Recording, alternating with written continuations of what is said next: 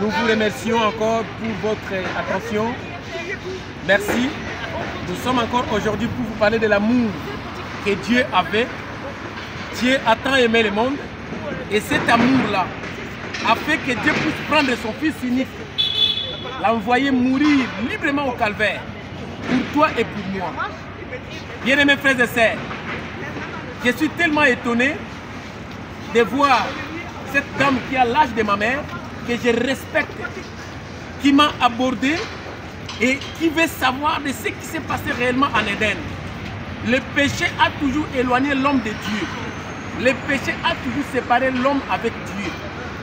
Mais quand le péché est descendu, quand Dieu est descendu avec la sanction, au lieu de condamner l'homme, Dieu a condamné la terre.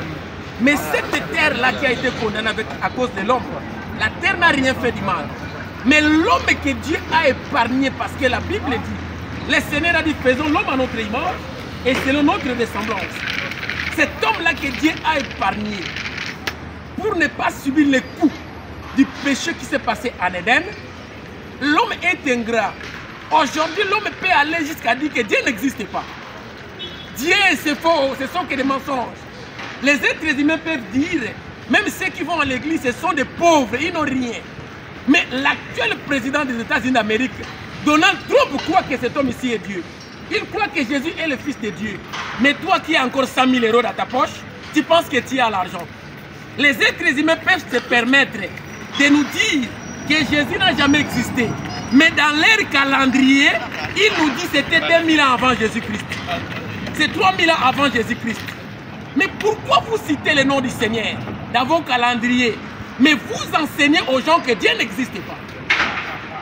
Bien-aimés frères et sœurs, un jour, toi et moi, nous allons quitter cette terre. La mort va prendre tout le monde qui sont élevés sur cette terre. La terre que nous sommes en train de piétiner a déjà englouti des milliers et des centaines. Ta beauté ne peut pas intimider la mort. Ton argent ne peut pas intimider la mort. Mes frères et sœurs, tout ce que Dieu t'a donné, ça ne peut pas intimider la mort. Tu peux même ne pas croire que Dieu n'existe pas. Tu peux m'insulter. Hier, nous étions à Château-Rouge. J'ai prêché, il y a un homme qui était là en train d'insulter. Il m'a insulté de toutes les façons. Rien que parce que je parlais de la part du Seigneur. Bien-aimés frères et sœurs, un jour, toi et moi, nous allons quitter cette terre. Mais il y a une vie qui nous attend après la mort. Et cette porte-là, même que tu sois millionnaire, que tu sois pauvre, ta vraie nature, ta vraie parcelle, c'est la tombe qui t'attend. Mais il y a la vie après la mort. Cette vie-là, tu ne peux pas entrer si tu n'as pas préparé ici. Tu dois te préparer. Nous sommes des Africains, nous venons de l'Afrique. Avant de prendre l'avion, il te faut le visa, il te faut le passeport, il te faut les billets d'avion, il te faut l'assurance de voyage, il te faut la réservation d'hôtel. Les êtres humains, pour sa retraite, les êtres humains payent de l'argent pour que quand il sera vieux, qu'il ne puisse pas manquer à manger. Mais l'être humain ne veut pas se préparer après la mort. C'est pourquoi vous voyez que l'homme, quand il meurt, quand il voit que la mort est devant lui, il va prendre sa richesse, il va dire c'est mon chien qui va manger. Et le chien ne mangera pas cet argent-là. Oh, c'est mon chat qui est l'héritière, c'est faux. Il a peur, il ne veut pas que son argent, que les autres mangent. Frère, il y a une vie après la mort, vouloir ou pas. Il y a peur. Aucune religion ne peut te sauver. La religion ne sauve pas. Toutes les religions ont leur maître dans la tombe. Il n'y a aucun maître qui a fondé une religion qui est ressuscité. Mais notre Seigneur est ressuscité après la mort. Il est allé même ressusciter Lazare qui était mort 3 jours après. 4 jours après, Jésus arrive.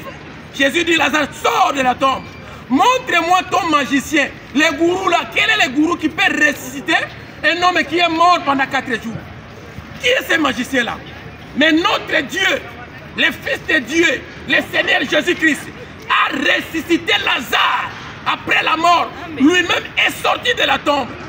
C'est pourquoi nous parlons de cet homme ici, qui est Jésus. Jésus est le Fils de Dieu. Jésus est le chemin, la vérité et la vie. Il te dit, viens à moi. Toi qui es fatigué avec la magie, avec la sorcellerie, avec la prostitution, venez à moi, vous tous qui êtes fatigués et chargés. Moi, Jésus, je vous donnerai du repos. Mes frères et sœurs, tu peux te moquer de moi. Tu peux m'appeler un fou. Tu peux dire tout ce que tu veux. C'est la liberté d'expression. Mais après la mort, tu vas te rendre compte que tu es enfermé en enfer. Dieu ne te donnera pas la seconde occasion de revenir sur la terre, de réparer ce que tu as fait. Je viens lui dire, voilà, bonne journée. Vous n'êtes pas d'accord, vous êtes vraiment, vous êtes libre. Vous êtes libre, ma sœur, de ne pas être d'accord. Mes frères et sœurs, Dieu après la mort, Dieu ne donnera pas qui que ce soit l'occasion de revenir sur la terre, de réparer ses fautes. C'est maintenant le temps. Nous sommes obligés de faire du bien. Nous sommes obligés d'exercer l'hospitalité. Nous devons nous aimer les uns les autres. Dieu est amour. Et dans cet amour que Dieu nous a donné, son Fils unique, il n'y a pas la haine, il n'y a pas la jalousie, il n'y a pas cette indifférence que nous avons des classes sociales. Ça n'existe pas. Parce que le dernier jour que tu vas quitter cette terre, la tombe t'attend. Que tu sois riche, que tu sois pauvre, esclave, que tu sois libre, tu vas entrer dans la tombe. Mais il te faut te préparer, mon frère. Prépare-toi. Une femme mariée qui trompe son mari avec d'autres copains. J'ai travaillé dans une entreprise. Un homme qui travaille avec moi, il est marié, il a 5 enfants. Il a encore une autre femme avec 3 enfants. Il me pose la question, qu'est-ce que je dois faire? J'ai dit, tu dois demander pardon à ta femme. Ta femme doit connaître ça. Tu ne peux pas faire ce que tu as fait. La femme qui t'a protégé, qui t'a supporté pendant 25 ans du mariage, tu oses aller prendre une autre femme, avoir des enfants et ta femme n'est pas au courant. Je lui ai dit, mon frère, si la mort t'attrape aujourd'hui, tu vas partir en enfer. Il me dit, non, je vais me séparer avec ma femme. Je vais prendre mon héritage et je vais partir. J'ai dit, de la même façon que tu as trompé ta femme, elle est là, elle va aussi. Mes frères, nous sommes obligés de vivre dans l'amour. Dieu est amour.